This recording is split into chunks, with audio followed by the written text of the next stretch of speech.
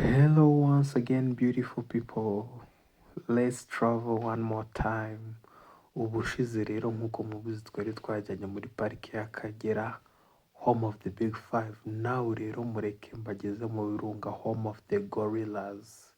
Hamwe mu hantu heza dufite mu Rwanda, i Musanze mu Kinigi. Nk'uko twarebye rero mu Kagera, as you know, there is another park in Rwanda yitwa Volcanoes National Park, a very good natural place. I can recommend you guys kuzasura. Hari ahantu rero henshi hatandukanye muri Volcanoes National Park umuntu yasura, harimo nko kureba ingagi ya rare species zisigaye ahantu hake ku isi, characters zitandukanye, hakabamo golden monkeys.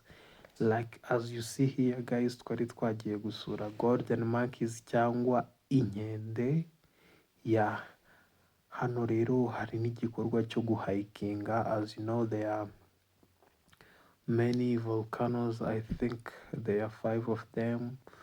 There is Sabyinyo, iyi mureba ni Sabyinyo. There is Kabisimbi, Gahinga, Muhabura and Ibisoke. Izo zose rero na activities ziba muri Volcanoes National Park umuntu uwo ari we wese yifuza nyine yajya kureba akitabira. Hari n'imva y'umuzungu witwa Diana Fossey, I think nawe tuzamugarukaho. Ni umuzungu wagize uruhare rukomeye mu kubungabunga ingagi mu muzi nka Nyiramacibiri mu myaka y'1900. Rero uyu muzungu nibwo yarageze mu Rwanda mu bushakashatsi bwe yakoraga ku ngagi, then akaba ari n'umwe watumye tumenya imyitwarire yazo uko zibaho.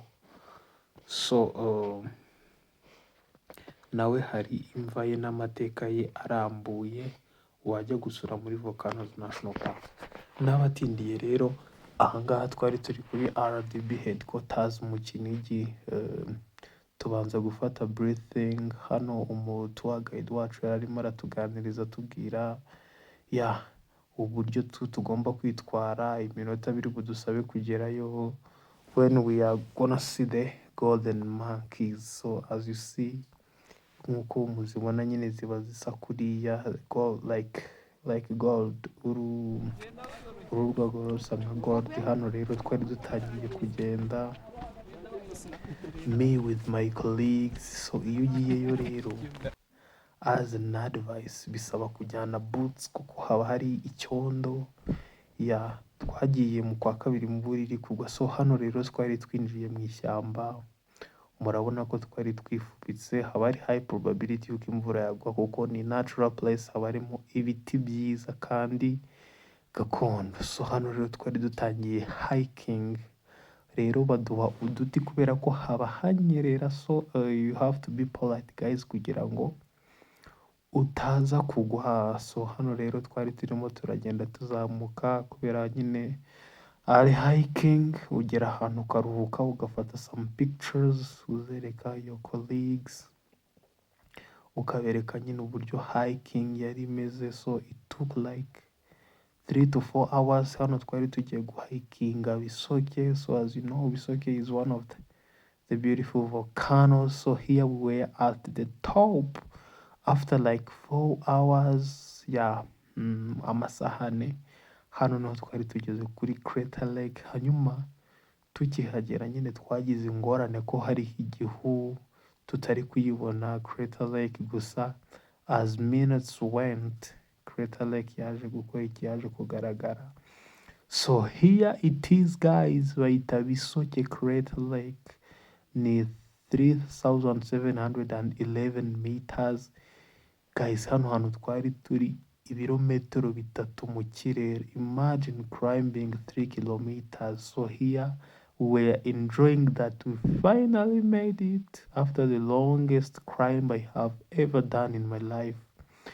Twari tubigezeho rero tugera kuri Crater Lake. Guys, ni ahantu heza, ni ahantu haba hari like umwuka mwiza, akayaga kari kukugeraho gaturuka mu biti. Very natural place, animals there are some gorillas. There is a probability yuko ushobora kubona gorillas kuko nyine aba ari mu ishyamba riri open. You may meet some buffaloes, golden monkeys as well. So on the journey, be prepared to see many animals, many species as possible. So habana native tree species nyinshi zigiye zitandukanye. So as an advice, ni ikibazo kuba umuntu aturuka hanze akaza akadusurana ibintu byacu gakondo, parike zacu, ugasanga someone knows our national parks more than us. So as an advice, please visit there. There are so many activities. Ntabwo ari gorilla trekking, hari za golden monkey trekking, hari hiking, hari bird watching sessions zijya zibamo. So guys, you are all invited to visit Rwanda, to visit different places in Rwanda. Ni iby'agaciro cyane kandi bitanga memorable experiences. So thank you guys.